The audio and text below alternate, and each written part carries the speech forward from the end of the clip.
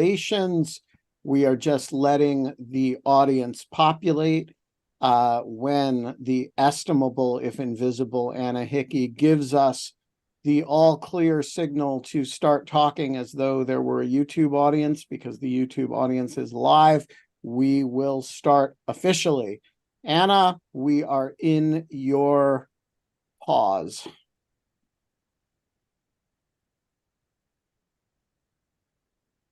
And we're live.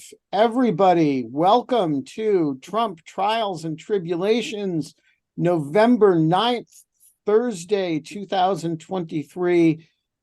I am here in the Hammock studio, joined by a special guest, where we've started having special guests. We're going to do it more often. The estimable Adam Klasfeld, senior legal reporter at The Messenger, who has been following in court with Donald Trump and Ivanka Trump and all the fun people. We're going to get an update from him on the civil litigation. Joining us from the Jurecic gallery, where this is the special wing of the gallery that focuses on Soviet realism, is Quinta Jurecic. Anna Bauer, which room in your mansion are you joining from today? Well, Ben, this is Trump Trials and Tribulations. So I have to give credit to Adam Klasfeld for this name, but this is the appropriately named Winter Palace, which is named after, of course, what Trump's name for Mar-a-Lago is. And I do keep my classified documents boxes underneath the tree. So there you go. It's always Christmas in the Winter Palace. Mm-hmm. And from his appropriately decorated office at the University of Minnesota Law School, with even real law books in the background that people actually still use, it is Alan Rozenshtein. I would like to point out that this week had the distinction of misspelling Alan Rosenstein's name twice in a single email, despite having known him for it's got to be more than a decade now. And so that is a mark of the high regard that I have for him. It's the personal touch that I appreciate the most. Yeah. All right. We got a lot of ground to cover today. We are going to start in New York, where we had actual presidential testimony, or former presidential testimony. Adam, what was it like?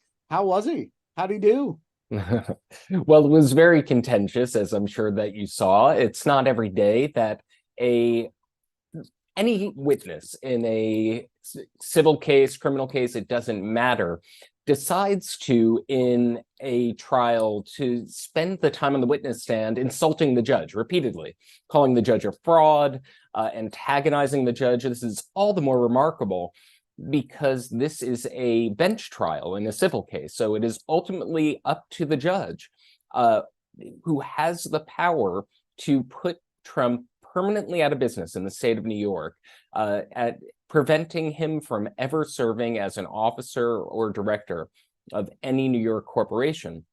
And the former president spent his time on the witness stand saying that the judge was fraudulent, saying that the ruling was fraudulent, attacking the judge. And it was one of the more remarkable performances I have seen on a witness stand, to put it mildly. One of the things that was very interesting when this happened was that the judge had warned him very early on, saying that if Trump didn't answer the questions that were posed to him, he would cut short the testimony and essentially give what is known as a negative inference. And I'm sure people tuning into Lawfare understand that means the judge would have interpreted the answers to every question in a light that was most damaging to the case. So that was a warning that was sounded off pretty early during Trump's testimony. And what was very interesting about that is Trump didn't heed the warning. but the judge held his fire. As a matter of fact, one of the interesting tactics here was that the New York Attorney General's counsel, who was questioning him, didn't take any of the many opportunities that presented themselves to object to the testimony as irrelevant. And the judge repeatedly invited him to. And we can see kind of in retrospect why that happened, that the Attorney General allowed Trump to keep talking. And throughout that testimony, certain admissions came to the fore. And Trump conceded, essentially, that he knew about the statements of condition, of financial condition. He sometimes offered opinions on the statements of financial condition. And that's really the heart of the case here, because what the Attorney General's case is that the Trump Organization submitted fraudulent statements of financial condition to banks and insurance companies to get favorable terms on loans and coverage. So we saw his sons testify earlier in the week, Don Jr., Eric Trump, actually previous week, lose track of time in this trial, that they were distancing themselves from these statements. Trump didn't do that. There was a little bit of back and forth on that. He tried to distance himself somewhat from it, but on the overarching point, he conceded, yes, he knew about the statements. He sometimes gave opinions about the statements. And since this trial basically started, before trial began, the judge gave a ruling that found Trump liable for fraud based on these statements. And as many of your listeners know and viewers know, issued an order dissolving his New York business empire that if he does not overturn that order on appeal, will put his companies into receivership to be sold. That it makes the testimony all the more remarkable, and the AG's strategy in retrospect of holding fire, of not objecting to answers that did not respond to the original question, that went on digressions. What emerged as a seeming strategy of letting Trump speak rather than objecting when the answers went off the beaten path seems to become clearer in retrospect than it did at the time with all of the theatrics in court. So as others have questions for Adam, feel free to jump in. Before we do that, though, it's important. I realized I didn't ask you the name of the room that you're in. Does it have a name? I'm currently appearing in the Deadline Parlor. That's the forum where in this luxurious mansion where I'm now ensconced. I think that's the Deadline Parlor. Excellent. Anna? All right, I got to give the people what they want. So, Adam, this was historic moment with this former president who is testifying in New York court. His business is at stake. Reporters want to cover it and get into that courtroom. What was the line situation like the night before? So, Anna, I know from covering the criminal case in DC that reporters were camping out overnight. Reporters were camping out overnight in the criminal trial in Manhattan. I would say for the civil fraud trial, it wasn't quite as necessary. Yes, there were reporters lining up overnight, but Lower Manhattan, particularly during the civil fraud trial, is a kind of massive security situation where it becomes a virtual labyrinth of metal barricades surrounding nearby Foley Square. And so even the physical ability to camp out overnight isn't really that much of an option. A couple of people did it and hired line sitters, but the courtroom where this is taking place is a grand ceremonial courtroom that accommodates the massive press attention that it's getting. And of course, there is an overflow room like in many other courtrooms. So this was one where there wasn't the concert-like extravaganza of people camping out overnight. Yes, it happened just as it happens during the criminal cases, but this one, it was possible to wake up at a reasonably instead of unreasonably ungodly hour and get into court to witness history in the tradition of our jobs. I mean, I gotta say, I'm kind of disappointed to hear that the line vibes were not as competitive as they are here in DC. But that sounds great that you got to sleep a little bit longer. Yes, well, this is, as folks have seen, it's a gauntlet of testimony. We had not only Trump's testimony, which is high profile enough, we had Eric Trump's testimony, Don Jr.'s testimony, Ivanka Trump's testimony, and that's not over. We just learned today that Don Jr. is going back to the witness stand on Monday. So this is whereas with some of the criminal cases, there were short periods of intense scrutiny on big court dates. There is still intense scrutiny that is spread out through a longer period of time, and that has been this trial. It's been a months-long trial. It started in October. It's going to last through at least mid-December, if not late December. So the high intensity for low periods of time, it's not quite the same situation as the criminal cases, but the civil cases have kind of been a marathon at a slightly slower speed. Adam, I have a question for you. Actually, I'm curious. I think you're totally right to point out just how crazy Trump's behavior seems to be, given all that's at stake here. And I'm curious if you think that there's any strategy here, if there's anything that can be said in defense of Trump acting the way he is, or is this really just the fact that Trump has no impulse control and this is just all id?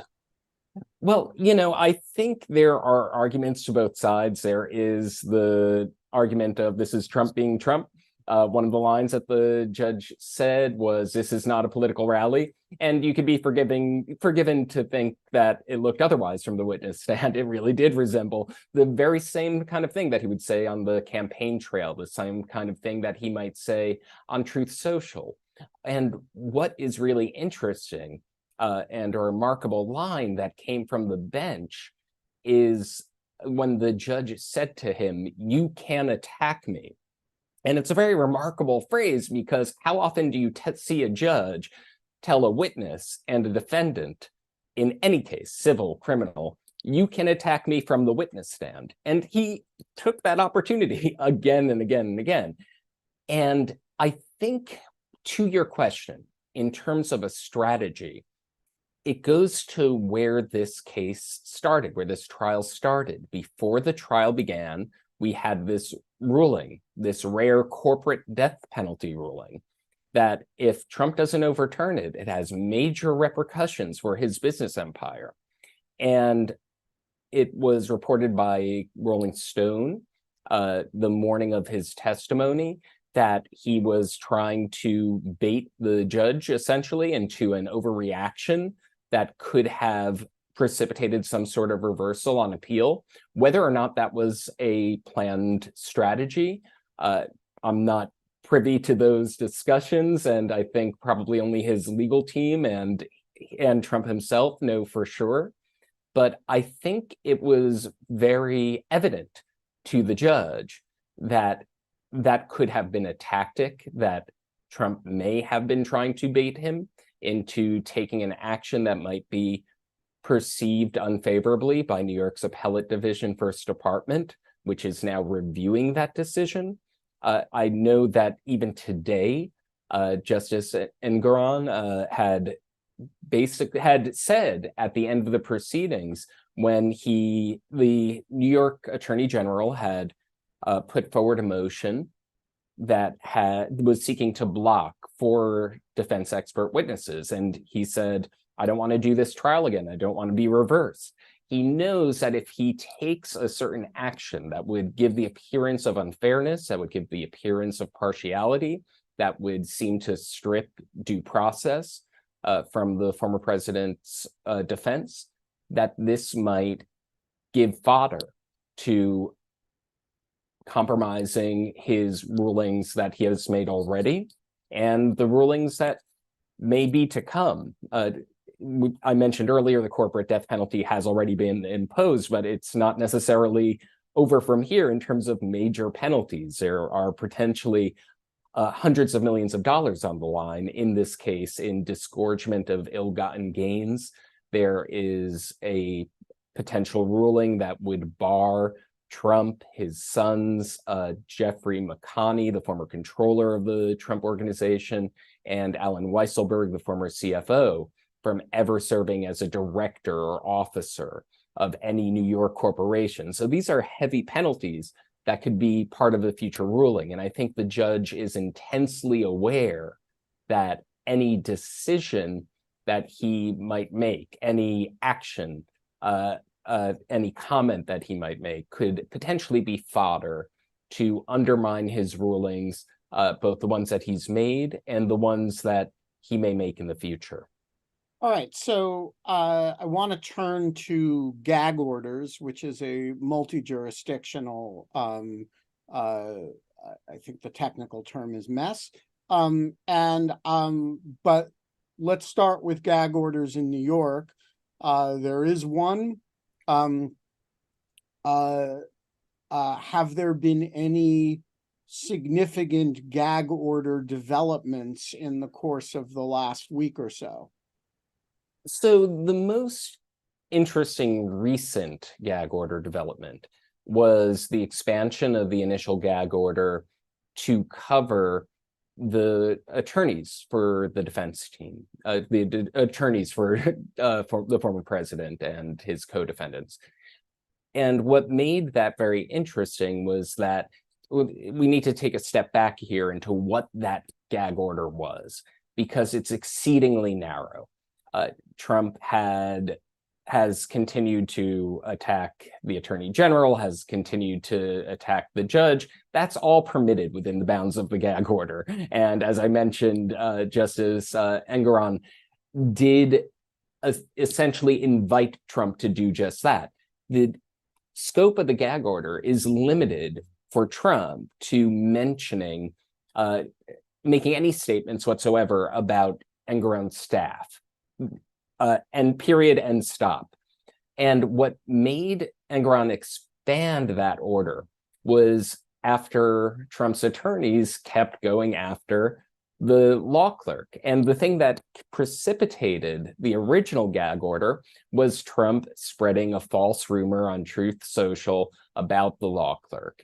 And that Engoron said hundreds of threats have poured into his chambers, whether they were written communications, packages, emails. He's specified that in an order. And we've seen there have been, when Trump goes after a judge or a prosecutor, we've seen incidents like that happen in the past. Manhattan District Attorney Alvin Bragg received a threatening letter with an unknown substance, which the authorities looked into it. It turned out not to be dangerous. But we have seen threats against Judge Chutkan in DC. Now, what happened with the expansion of the gag order is that the defense's argument is that the clerk is someone who's very esteemed by the judge. They communicate very often. He takes her work very seriously, and they allege that she's biased because she passes him notes too often. That's essentially the substance of their argument. It says that they claim that she rolls her eyes sometimes when they're speaking, and they want to create a record. The judge has ruled that this is essentially a way that he is permitted, of course, to consult with the clerk. That's common. That there's no case law supporting the proposition that passing notes is evidence of bias and something that they could use to overturn a trial. And given the combustible political environment, given the threats that they're receiving, they shouldn't attack his staff in open court. So the expansion of that order is the most remarkable recent development, and the one that may emerge again, because we're currently waiting for Trump's legal team to file a motion for a mistrial. They promised to file that, and they said they want to revisit that issue. They want to attack the impartiality of the court through this indirect attack on the court staff.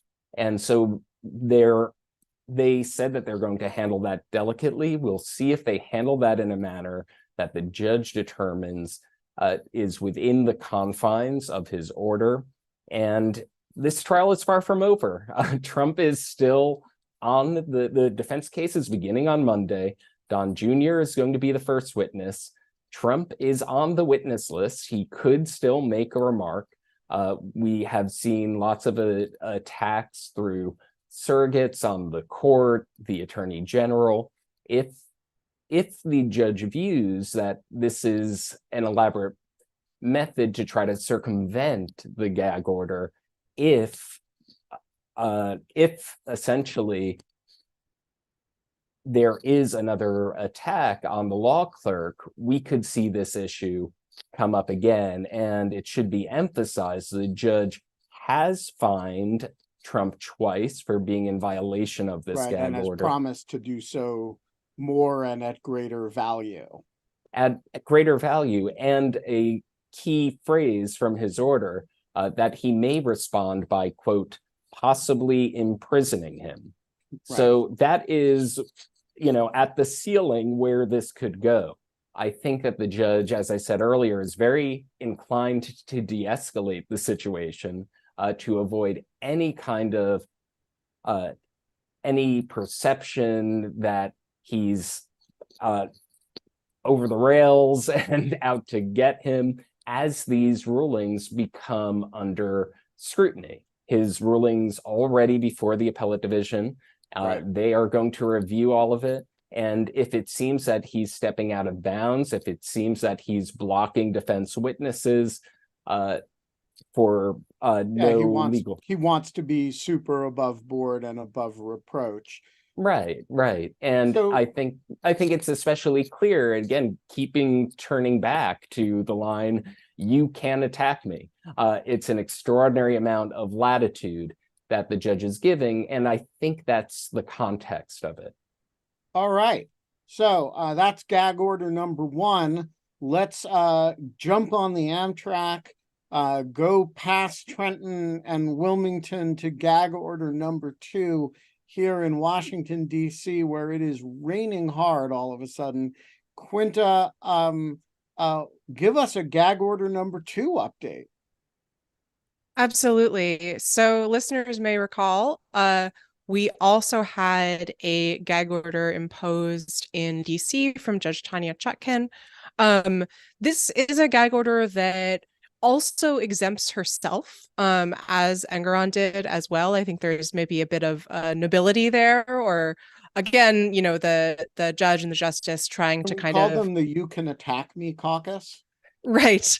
Well, so we can question the practical wisdom, but I think strategically it sort of goes in line with what Adam was saying.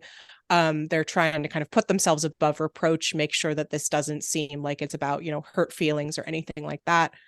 So Chutkan's gag order was quite a bit broader than Engoron's. Hers, I'll just quote from it, prohibits all interested parties from making any public statements or directing others to make any public statements that target the special counsel prosecuting this case or his staff, defense counsel or their staff, any of the court staff or other supporting personnel, or any reasonably foreseeable witness or the substance of their testimony.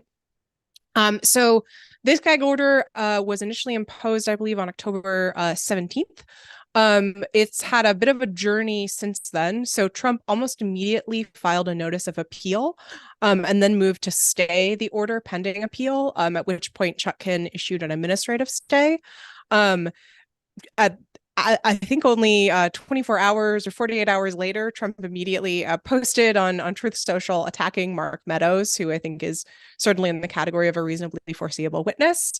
Then after a brief by the government, Chutkan decided to get rid of the administrative stay. The gag order went back in effect, at which point the DC Circuit then weighed in and put on its own administrative stay on the gag order while it considers Trump's appeal. So the gag order is currently stayed.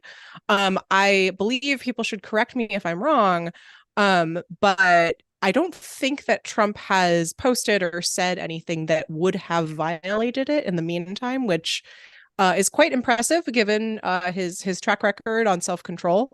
And I wonder if it actually does suggest that there's a certain level of canniness on his part in terms of calculating just how far he can push and, perhaps wanting to let the DC Circuit limit the gag order. Part of his argument before the DC Circuit has to do with Judge Chutkan's use of the word target in the order, essentially saying that, target is very broad. It doesn't say, attack. It's not clear what that means. And it's not just Trump who has criticized that. I've seen other First Amendment lawyers, including Ken White, aka Popat, make that criticism as well. So there are, serious arguments to be made here. I will say that, so now that we have a panel assigned in the DC Circuit, just on a totally surface level, the panel doesn't look great to Trump, to my eyes. So we have Judge Millett, Judge Pillard, and Judge Garcia in the DC Circuit. That's 2 Obama appointees and 1 Biden appointee, if you're counting. Trump has had a pretty good streak in getting his own appointees, including Judge Katz, Walker, and Rao, on these panels. And they often, though not always, break for him. This panel, I think he did not have that luck. So we're still waiting for the briefing to come in. An oral argument is scheduled on November 20th. But until then, he can say whatever he likes. And so while we have you here, talking about the DC case, what else is going on in Judge Chutkan's courtroom? It's been a little bit of quiet from a news point of view the last week. Does that mean things are chugging along, or that they've slowed? I would put things in the chugging along category. So it may be quiet from a news perspective, but the special counsel's office has been pretty busy filing oppositions to various motions by Trump. So if listeners and viewers recall, Trump had filed a number of motions to dismiss on a variety of different grounds, as well as a motion to strike what he called inflammatory allegations having to do with January 6th specifically from the indictment, on the grounds that the indictment didn't actually charge his speech on January 6th, assuming for First Amendment grounds. And then he also had filed a motion to stay the case pending the resolution of the issue regarding whether or not he has immunity as a former president to these charges. So the government has filed oppositions to all of these. We can go more into the details. I think that the main top line, as far as I was concerned, is that, of course, the government does not want to stay the case pending the resolution of the immunity issue. Big surprise there. And there's also some interesting stuff in its response to Trump's motion to strike the inflammatory, or so quote unquote inflammatory allegations, where the government is really indicating that they plan to position January 6th and Trump's speech on January 6th, his actions the day itself, as really central to the trial. There's a great write-up on this from Kyle Cheney at Politico, but essentially it's not immediately clear from the indictment to what extent that speech on the ellipse is going to feature was going to feature in the prosecution. I think this filing makes it very clear that that is centrally involved, even though Trump has not been charged for, insurrection or incitement for that speech. So let me pause you there, Yeah. because one person who has written a great deal about incitement and insurrection and that sort of thing in connection with this is Alan Rozenshtein. Yeah. And so this inclusion of, we're going to include a lot of evidence about the speech, we're going to show a lot about the speech, but having not charged the speech in particular, this is roughly consistent with what you were saying at the time of the indictment itself, right? That the use of the speech in the indictment allows them to bring in all kinds of evidence about it, but without having to show that it was actually incitement within the meaning of the First Amendment. Yeah, that's right. As many readers of Lawfare will know, the legal standard for incitement is extremely high under the famous Supreme Court case of Brandenburg versus Ohio. Basically, there must be sort of imminent and very concrete call for violence or lawless action. And the speech alone that Trump gave on January 6th probably does not meet that bar. Now, I have with others written about how if the government really wanted to punish or indict Trump for insurrection, there are ways that it could, by connecting the speech to some other conduct that he did on January 6th, maybe make a plausible case for it. But that was always going to be a legally, frankly, risky move for the government. And so it's not surprising that, to the extent the government is including the events of January 6th and their kind of inciting character, it's doing so as a matter of, and I hate to use this term, as a matter of vibes rather than as any sort of direct claim of incitement. But that's what prosecutors do frequently. How does the vibes stuff get in? Like, what's the allegation by which we're not going to charge you with X speech because maybe we don't think we can prove that it's incitement, but we're going to bring in a whole lot of evidence about it anyway? That seems a little bit cheating. How did they manage it? Yeah, so I think there are two answers. I mean, one, I really do think that there's an atmospheric component of it, and prosecutors and defense attorneys are always trying to present their position in the light most favorable to their side, and it's the role of the judge to police that and make sure that evidence that's overly prejudicial isn't coming in. But I do think there's also a concrete evidentiary point here, which is that it does go to Trump's intent. The prosecution needs to establish that Trump knew that what he was saying was false, that he was willing to really do whatever it took to maintain power despite having lost the 2020 election. And I think one thing the prosecution can say is, look, he was willing to go out in public on January 6th, having been told that there were all of these extremists who were armed in front of him, and he was willing to say things that were obviously inflammatory. Putting aside whether that meets the standard of incitement, it shows his state of mind then, and therefore presumably suggests certain things about his state of mind throughout that entire period. That is what I would expect the government to use the January 6th remarks precisely for, and in particular, the effect that those had.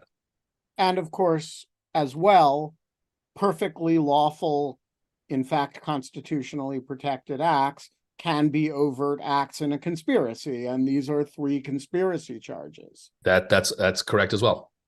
Yeah, and I think it's worth saying, the government says that last part explicitly in the opposition to Trump's motion to dismiss on statutory and constitutional grounds. And also makes the point, which I think is important, that, as Alan says, I mean, the question of the mens rea issue is obviously going to be huge here. But the government also says, I'll just quote because I think it's important. Moreover, even if the defendant could supply admissible evidence of his own personal belief that the election was rigged or stolen, it would not license him to deploy fraud and deceit to remedy what he perceived to be a wrong, and it would not provide a defense to the charge. So essentially saying, even if he really, really believed in his heart of hearts that the election was stolen, that is not actually a defense to the charges that we are bringing here. Of course, it's a stronger case if they can show that he knew that it wasn't stolen and he was lying. But I do think that was notable because this issue of, can we possibly peer into the unique mind of Donald Trump has been something that we've all been speculating on for quite a while. And I found it interesting that the special counsel explicitly weighed in on the matter. All right. Turning away from the great non-state of the District of Columbia, and we're actually going to skip over Mar-a-Lago this week because there's not that much that happened there. And Roger, who is our Mar-a-Lago guy, is away anyway.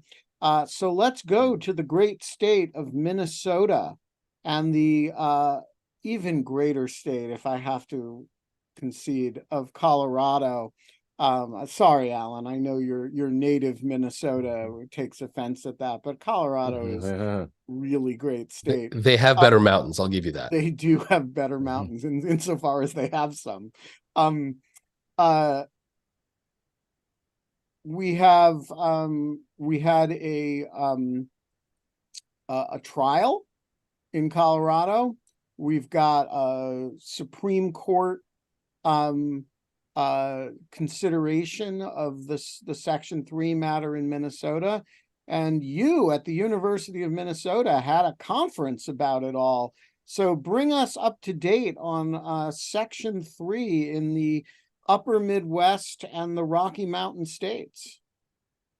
So Section 3 of the 14th Amendment is very long and complicated, but basically provides that if you had a position of authority under the U.S. government or a state government and you participated in an insurrection, you cannot have future positions of authority in the U.S. or state government.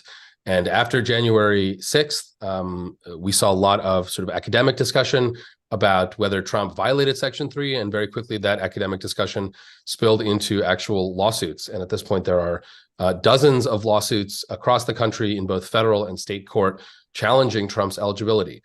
The lawsuits in federal court haven't really gone anywhere, and there are reasons to think that they probably won't go very far. The requirements of standing in federal court are quite strict, and it's unclear who has standing to challenge Trump's eligibility.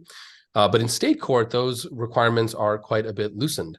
And so we're seeing several states, Minnesota and Colorado, chief among them, that have progressed at least some way down the path to determining whether Trump is eligible under Section 3. The Minnesota Supreme Court heard arguments in this case last week. Because of Minnesota law, you can actually bring a Section 3, or you can bring a challenge to the eligibility of a statewide or nationwide office directly in Minnesota Supreme Court. So you can skip all the trial court, which I think is one way that Minnesota is better than Colorado, even if we don't have the mountains. In Colorado, by contrast, it has to go through the sort of normal trial court process. So Minnesota heard the case last week, and the Colorado District Court also heard the case last week. Minnesota just held one oral argument. The Colorado court held a 5-day evidentiary hearing with a lot of very interesting witnesses from both Trump's side and from the side challenging his eligibility.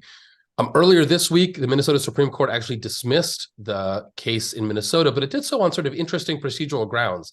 It held that the case was essentially not ripe because there's no bar under Minnesota law for putting people who are potentially disqualified from the president on the primary ballot process. And so the only bar there is to putting someone who's disqualified on the general election ballot.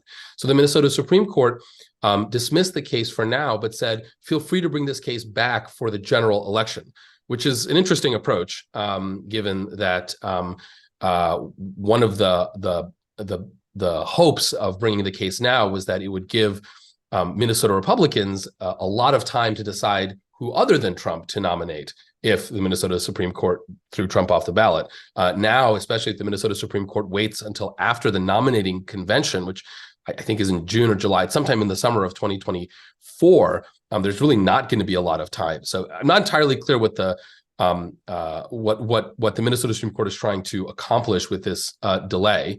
The Colorado trial, on the other hand, has finished in the sense that the 5 days of the evidentiary, hearings have ended, and now we're just waiting for the trial court to decide whether Trump is or is not eligible. So we're in a bit of a holding pattern, and I suspect we'll almost certainly hear from the Colorado court before the Minnesota Supreme Court is willing to rehear the case next year if Trump, as he is very likely to do, gains the Republican nomination.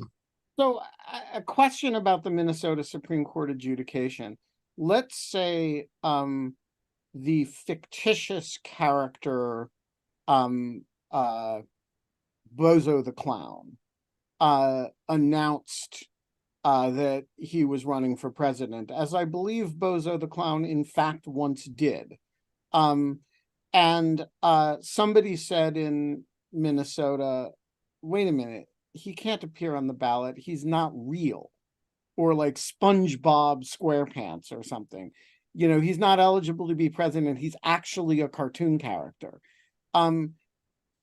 Is the logical import of is the logical consequence of the Minnesota Supreme Court that they couldn't hear that until he'd won the Republican primary? Yes. I mean, That I doesn't think seem so. like Well, a so very I sound adjudication. it doesn't sound great, but look, the law is full of fun quirks. I think the logic is this, at least in Minnesota, the theory behind how primaries work is that although they are administered by the state, particularly Secretary of State, they are essentially services that the state provides to the parties. So really what they are is they're essentially private, that these private acts, private organizations, and the state just kind of helps, helps with it. And so the party decides what it takes to get on the ballot, and that's usually, some number of signatures and that sort of thing. And then then you're on the ballot, right? And ultimately the primary is about who the party chooses for the general election. So that's the theory, right? Yeah, I am grimacing just as much as you are, because it seems like a big waste of time. I respect the theory, but I also think, the consequence here, and I know we're supposed to be all purist about the law and not consequentialist about outcomes and stuff, but it seems to me that the idea here is you defer adjudication until the stakes are highest, which is not that's not what's good for democracy here. If Trump is not qualified to be president, we should know that sooner rather than later, in my opinion. Look, I completely agree with you. And reading between the lines, what I suspect is the case. And look, during our argument, it was pretty clear that the justices in the Minnesota Supreme Court were not super excited to decide this case. And so reading between the lines, what may very well be happening is they found a plausible legal basis to delay this ruling. And look, it's not a frivolous argument that the court has made. And also, we should be clear,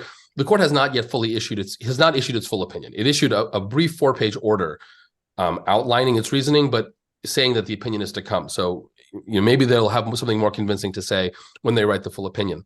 It would not surprise me that the availability of this argument, plus the hope that maybe in the next 6 months this will be resolved one way or the other by the Supreme Court, so that someone else deals with it, not the Minnesota Supreme Court, was driving that. Of course, I am not privy to what the justices were thinking, but I can imagine how a justice who's not super excited to wade into this could decide that this is a convenient way of punting the issue, at least temporarily. To a state court trial judge in Colorado who can do the job for them. Is that the idea? Well, look, apparently Colorado is so much better than Minnesota. So presumably, well, it is. Maybe it's that rarefied mountain air. We don't have evidence that Colorado is ducking the matter.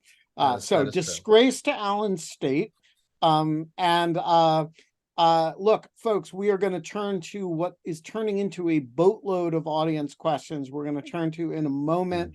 And so, as always, once I start taking audience questions, I'm going to close the queue. So get your questions in now. As always, flag them for me in the Q&A.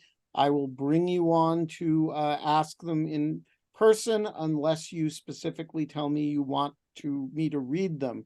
For those who are watching on YouTube, just a reminder, you can get your questions answered too, but you have to become a material supporter of Lawfare and join us in the Zoom to do that. You can join the select few, the elect, as the Calvinists might say, at lawfaremedia.org/support. Get it? With that, let's go to our last subject matter before we go to audience questions. Anna is, joining us from within the lull, and the lull, capital L, is what happens in Fulton County after the first batch of people plead out, but before the trial heats up again. And so this creates a kind of like vacation-like environment for Anna. And she has decided to use that lull, capital L, to break some news. So Anna, tell us about the document you published last week. Right. So we obtained a copy of this 400-page report by the Georgia Bureau of Investigation into the voting system breach that happened there in January of 2021. This report was not previously public, and we published it on Friday of last week. And it gives a lot of insights into the GBI's investigation and what they found. I should say that just for folks to keep in mind, the GBI investigation was something that was going on in parallel with the Fulton County District Attorney's investigation. After the events in Coffee County kind of started coming to light in early 2022, there were a little bit of a delay, and then both of these law enforcement agencies, or excuse me, bodies, Fulton County District Attorney's Office, and then the GBI started separately investigating the events there. We've of course seen that there are 4 people in Fulton County in the sprawling RICO case who have been indicted for related to the conduct in Coffee County. Although of course everyone is within the RICO conspiracy, and that is one of the prongs of the alleged conspiracy. And so this report, I will say that there is not, and I will have more insights on Lawfare about this soon. And I think that, Ben, I'll try to keep it short because I will probably end up doing a podcast on that. But there's not a whole lot in this report that we didn't already know about the Coffee County breach. Perhaps other than, there is one significant development there. For a long time, Sidney Powell, her attorney, had been arguing that there was this written invitation to come into Coffee County and have this third-party company copy all the voting machines there when this occurred in January of 2021. But no one knew, who wrote this invitation, what it said, why it was, initiated. But the Georgia Bureau of Investigation, as a part of their investigation, they seized a desktop computer from the Board of Elections, and they were able to recover, thousands of Misty Hampton's emails that she had from her time as the election supervisor there. And on that computer, they recovered this so-called written invitation where she kind of says, very vaguely and cryptically, y'all can come to my office anytime, in response to an open records request from a Georgia attorney named Preston Halliburton, who just days before had represented Kathy Latham and Rudy Giuliani at a December 30th state legislature hearing in which there were these alleged false claims that were made about voter fraud. So it's a tangled tale, but that is one of the revelations that came out through the report and through the GBI's investigation. Other than that, again, I'll have more to say about it soon on Lawfare, but I do think that there are a lot of striking omissions in the report that the GBI could have investigated further, and there are a lot of credible leads that they did not pursue. So I think that there are some serious questions about how thoroughly this breach was investigated. And otherwise, have things in Fulton County been as quiet as they have seemed to me, or is there churn going on of which I was unaware? There's it's pretty quiet. Jeff Clark filed a motion today to delay the proceedings in Fulton County for 3 months. This comes on the kind of tail end of the his DC bar proceedings, getting a trial date for January. He also has removal appellate litigation going on. His basic argument there is that he's too busy, maybe getting disbarred and maybe getting removed to federal court to, deal with kind of all of the different deadlines that are coming up in the case.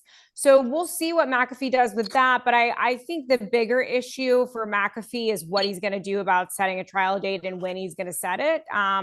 And there is a December 1st hearing coming up on some of these dispositive motions from Trump and a few other defendants. So we will be covering that, but it is pretty quiet. And I should say December 15th oral argument at the 11th Circuit on the Meadows and the removal stuff. So there's a few things coming up, but it is pretty quiet, although I'm, pure speculation, but I am waiting to see if we're going to get some more pleas in the coming weeks. All right. We are going to go to audience questions.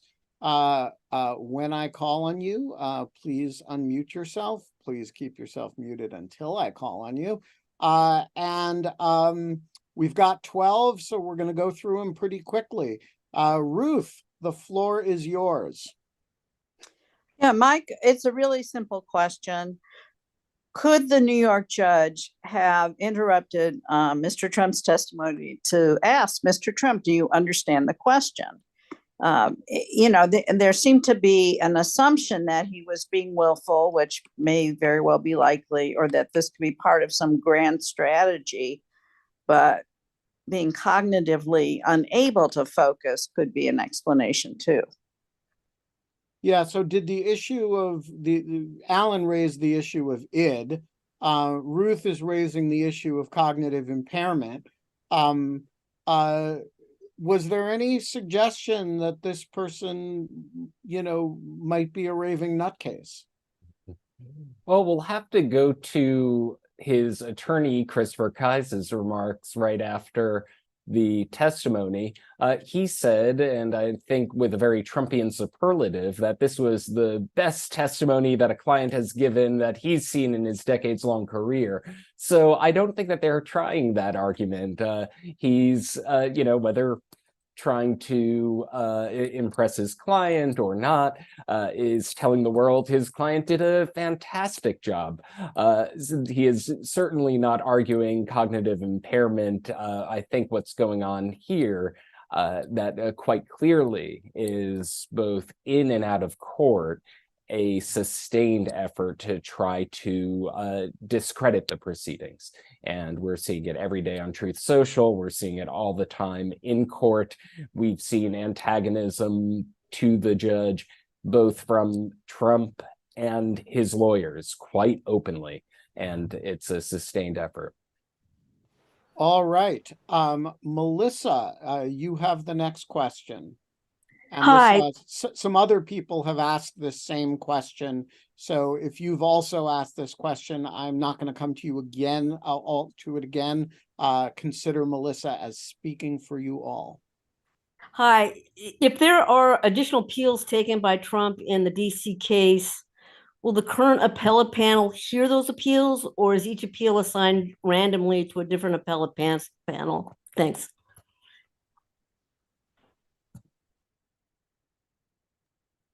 Ben, you're muted.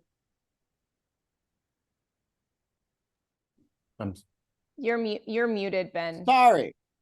This is a complicated-ish question. As a general matter, emergency appeals don't go necessarily when this case is over, it will have a direct appeal, and that a panel will not be necessarily the same as the panel on these emergency interlocutory matters. The wrinkle is, if there were, so I don't think the gag order is that panel will not necessarily be the same panel. The wrinkle that I don't know the answer to is if and maybe Quinta or Alan or Anna does, but if Chutkan were to deny the motion to dismiss and that were to go up, that's actually a controlling, dispositive question of the case.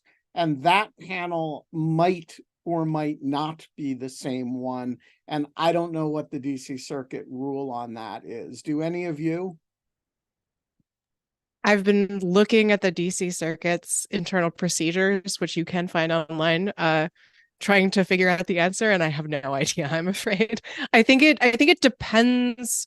If I'm reading this correctly, I think it depends whether the court considers the entire case to have been assigned to a merits panel, in which case it would be the same panel, or whether you can lop off different parts of a case and assign those to different merits panels as opposed to a motions panel. But Right. I genuinely have no idea.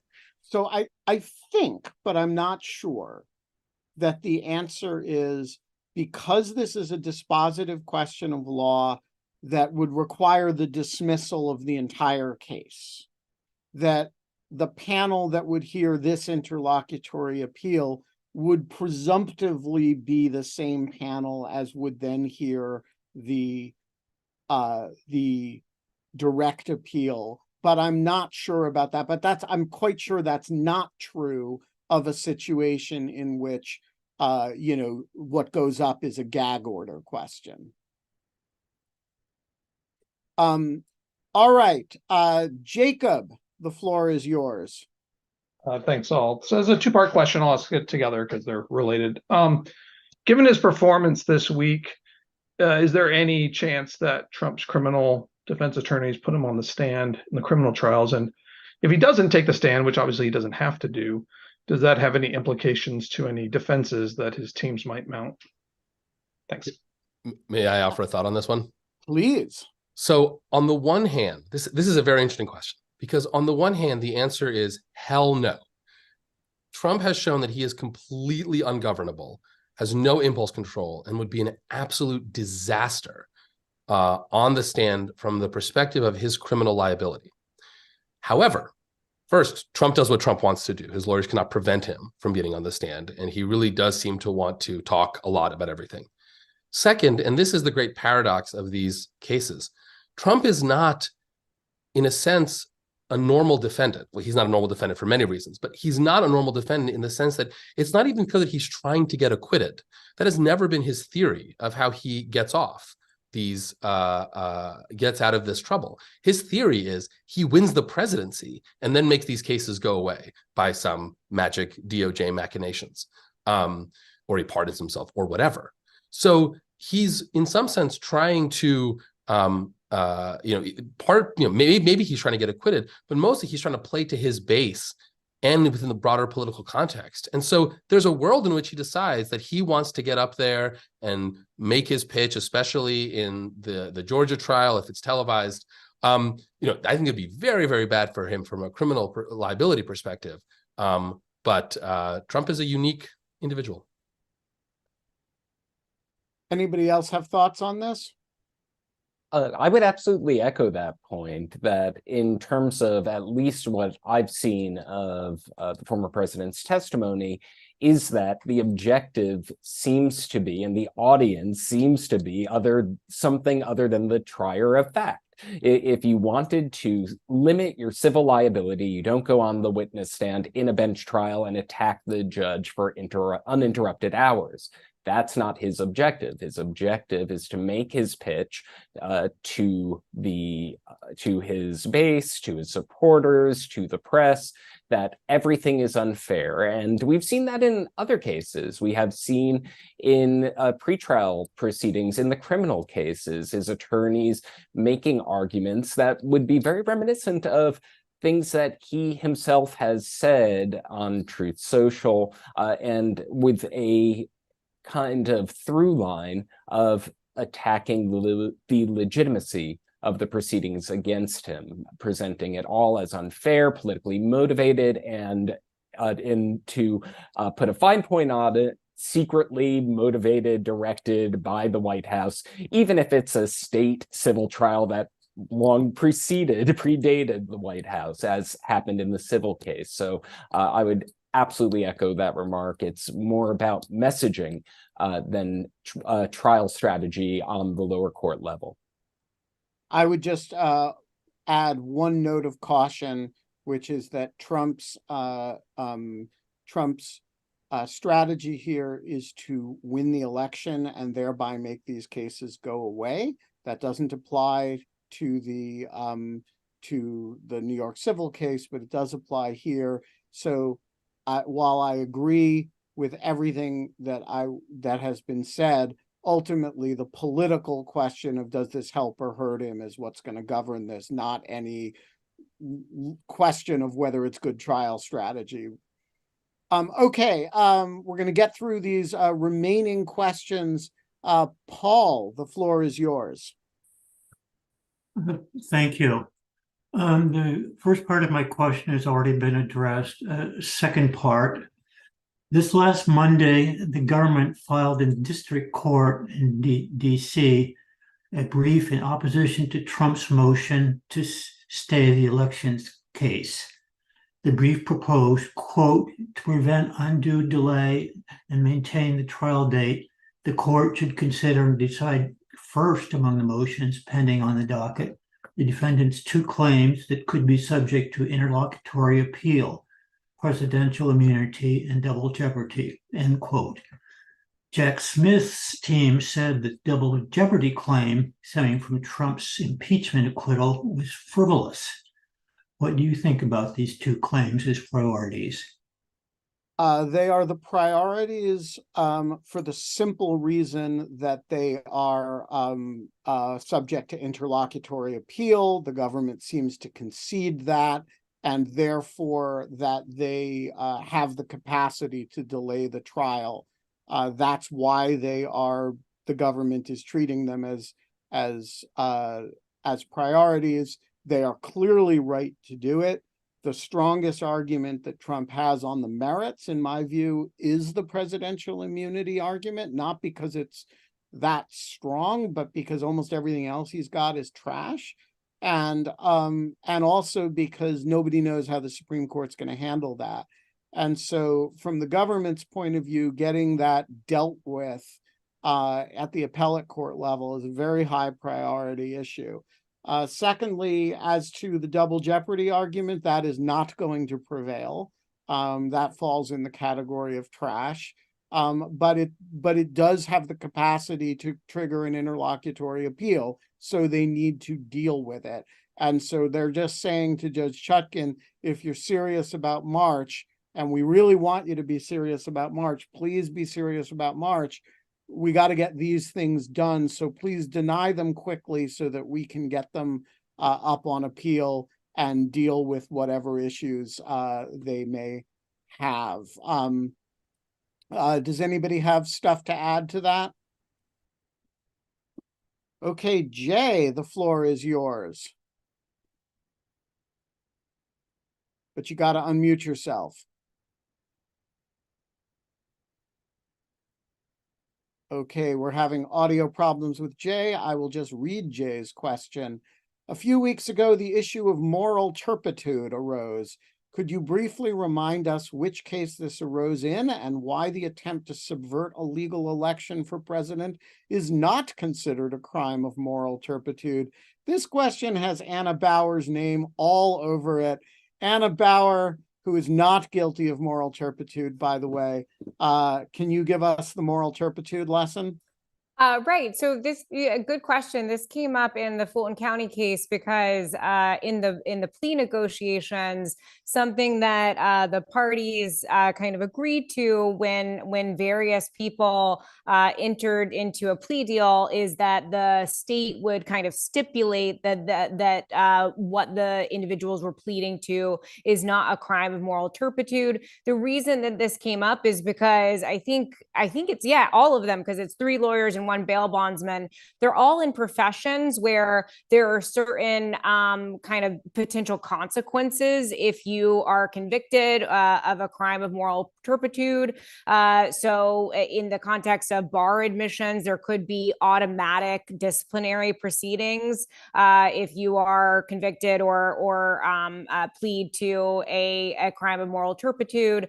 And then in the bail bondsman context, you have a license to keep. So that's the reason that it came up. Crimes of moral turpitude are actually like, it's the kind of weird thing where in different states, the state might kind of specify that a certain crime is a crime of moral turpitude or not. Here, of course, I think that it was unclear what the status of some of these crimes were. And so that's why the state was willing to stipulate to it. I think the second part of the question is, what was it? Why would it not be a crime of moral turpitude? I mean, good question. I will say that keep in mind that these folks didn't plead to the RICO charge, which specifies that is the charge that is actually saying that these folks joined a conspiracy to overturn the election. So maybe there's a distinction there. Again, it's just something that the prosecution was willing to agree to, and I'm not sure why. I guess that they just really wanted these folks to plead out, and they were willing to make this stipulation in order to make it happen. Okay. Richard asks, I'm curious about what the panelists' estimations are of the odds that before these trials are over, Trump's inability to comply with a gag order or 2 or 3 will result in him spending a night or more in the Husgau. Let's start with our 2 gag order correspondents, and then Alan clearly has views on the subject. Adam, what are the chances? Well, there has already been that warning from Judge Engoron. He said, and just quite explicitly in the written order, that if he violates the gag order again, the consequence could be, and this is a direct quote, possibly imprisoning him. Can Trump avoid attacking the clerk before this is over? I think, for the reasons I've said throughout all of this, I think that he's going to, and by he I mean the judge here, going to try to avoid every possible way to escalate. He was going to want to de-escalate, not escalate. So I find it highly unlikely, though it is hanging there like Chekhov's proverbial gun. It was introduced in Act 1. We are heading toward the next act of the trial with the defense case. There will be other Trump appearances. He doesn't have tremendous impulse control. We'll see where this goes. Quinta, what do you think? Is Judge Chutkan going to lock him up? Yeah, Judge Chutkan is also not a bomb thrower. So I would put the odds at low, but not 0. I mean, look, Trump is very good at managing escalatory cycles with the institutions that are trying to hold him to account. And if he decides that it's in his best interest, fundraising wise, to get himself thrown in the clapper, then I wouldn't put it out of the question, as completely insane as that sounds. But I don't think it is likely. And if you made me bet on it, I would bet against it. Alan? You're all cowards. I'm gonna stand here and I'm gonna say I think he's gonna get thrown into. I love the phrase the Husgau, but I feel like I need to contribute. He's going to the slammer. He's gonna get thrown in the clink. I just Alan think that Alan is totally right here, and there's a simple rationale that can prove it, which is, when was the last time he passed up an opportunity for something theatrical that makes him look like a victim? And this is going to happen this summer or in the middle of trial, when people's attention is flagging. He's not going to do it in New York court. He's going to make Tanya Chutkan do it mid-trial in the Super Tuesday period, and he's going to fundraise off of it. This is a no-brainer. I mean, honestly, I don't think I think that's possible. I also just really wouldn't put it past him to just not be able to control his impulses. Right. Right. Or, or Judge Chuck can or Judge Ingram can, take his phone away or something like that, right? Like that's there's not totally gonna push it until they lock him up. All right, Josh asks, in the Florida documents case, could Trump's lawyers ask for a bench trial if they believed they could get an acquittal on all charges from Judge Cannon? Clearly a purely hypothetical question, but wouldn't a quick acquittal before November 2024 be even better than delay? I say Trump's lawyers because he is essentially financing the defense's legal expenses. Okay, so this is why this is not going to happen. First of all, the Sixth Amendment right to a jury trial can be waived. As a general matter, you don't ever, as a defendant, want to waive it. And the reason is because in a bench trial, you have one trier of fact, and the government has to prove it to her beyond a reasonable doubt. In a jury trial, you have to convince one person not to convict, and that is effectively a win. So yes, theoretically, he could waive his right to a jury trial, but you'd be rolling the dice that there's nobody you can get on the jury that you want one bite at the apple. Granted, it's Judge Cannon, but you want one bite of the apple instead of 12.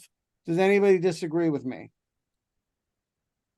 No. Okay, Ian asks, I'm not sure if I'm just being cynical, but given Biden's attachment to institutions, I've been assuming he'll pardon Trump from any federal charges or convictions before leaving office, either in 2025 or 2029. Look at all the panelists shaking their heads. Of course, this wouldn't affect the Georgia case. Panelists' views. Quinta and Alan are both shaking their heads. Quinta. Yeah, I mean, I think that it's very attractive to political pundits to suggest that Joe Biden should pull a Profiles in Courage and do like Gerald Ford and pardon Trump, but just the political situation is profoundly different than it was after the end of the Nixon presidency. The Ford pardon of Nixon was essentially all but explicitly in exchange for Nixon just going away, which Trump is obviously not going to do. And I frankly think the political price in terms of backlash from among Democrats would be extreme. There's just no good reason to do it.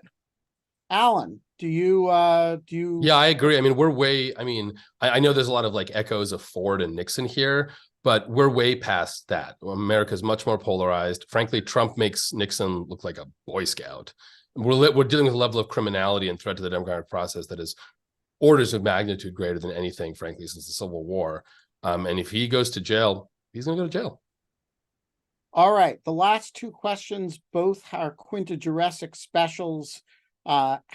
Anonymous attendee who always asks really good questions. How extensive is the existing law, I imagine chiefly case law, that governs what can and can't be the subject of a gag order? Is there a difference between the defendant saying, I'd like to see someone teach Judge X a lesson that they'll never forget, and, for example, an influential cable news talking head saying the same thing? So the law in this score is maybe less well developed than one might like, and certainly less well developed than I had expected. So the main case here that you'll see cited in the briefing is a case called Gentile versus State Bar of Nevada, which has sort of sets out a test that has been adopted by a variety of courts, including, I believe, in the DC Circuit, that you can impose a gag order if the speech in question has a, quote, substantial likelihood of materially prejudicing an adjudicative proceeding. The issue here is that most of the litigation on this question and the case law has to do with gag orders on attorneys or on the press, not on a gag order on the defendant themselves, which creates a bit of a problem because the reason why this case law develops in the first place is because of the defendant's right to a fair trial. So then you sort of run into the question of, can you prevent the defendant from preventing themselves from having a fair trial? And you can get tied up in knots. And the theory here is, I think it's fair to say, a bit underdeveloped. So you see that the special counsel's office is citing that Nevada case, which I'm being informed in the chat is actually Gentile. That they're citing that Nevada case. You see Trump arguing, no, actually Gentile only applies to counsel, not to the defendant personally, going back and forth. So we will see what the DC Circuit has to say. But I think the short version is that it is less developed than you might expect, but it is also true that courts have a pretty expansive authority to maintain order within the courtroom. And so given that, Judge Chutkan has, and Justice Engoron as well, has a pretty hefty ability to control what people do and don't say in the courtroom and in speech related to the courtroom in a way that they don't when it comes to, say, a commentator on cable news. Yeah, just there's three levels of this question. There's the question of the lawyer. The court's authority is at its apex with respect to lawyers who are practicing before the court, who are officers of the court. There are also people who are subject to the court's immediate jurisdiction. For example, if you're a defendant in the case, if you're the prosecutor, right, if you're a witness, the court has sort of inherent authority to order you around. The source of that authority will vary a little bit. If you're a cable news host who has nothing to do with the case, you're just expressing your opinion, you got a heavy duty First Amendment right to say what you want. And the likelihood that a court's going to be able to slap a gag order on you is really, really, really remote. Last question. Can someone summarize the filing that I believe was due 5 p.m. 11/8/2023 from Trump's lawyers with respect to his appeal of Chutkan's gag order? Boy, Josh, you give us a lot to work with here. Quinta, yeah, this is like a pop quiz. Exactly. So I did look that up to make sure I was thinking of the right filing. It is a 67-page filing, so I'm not going to summarize the entire thing. I believe what the questioner is referring to is Trump's opening brief in his appeal. Frankly, the arguments here are pretty much the same as the arguments that he has already made in front of Chutkan.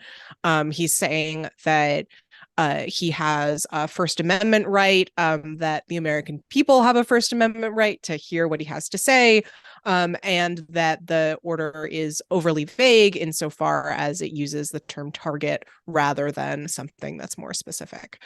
So that's really the long and the short of it. If you've listened to us talk about how Trump has argued against the gag order in DC in the past, he's really making the same arguments here. I don't think there's a huge amount new. All right. Folks, we are going to leave it there. Thank you all for joining us. Thanks to Quinta Jurecic, Anna Bauer, Alan Rozenshtein, and special thanks to our special guest from the Deadline Parlor, Adam Klasfeld of The Messenger. Adam, where can people find you on Twitter? My Twitter handle is at Klasfeld Reports. And are you at any more respectable social media sites, ones that haven't banned me? I am on every X alternative that you could possibly imagine. I been at minimum. Yeah, Twitter. Let's kick it old school, and it's always Twitter in my heart as well. I'm on testing the waters on Blue Sky, on Threads, on Post News, on Mastodon. If you want to look for me there, I'm not too hard to find either. Excellent. Well, come join us again sometime. This has been Trump Trials and Tribulations. A reminder to people listening watching on YouTube, joining us by podcast, come into the light, join us in the actual conversation. The whole last 40 minutes of this conversation was audience questions. You can be part of that audience. You can ask those questions. Lawfaremedia.org/support. See you next week.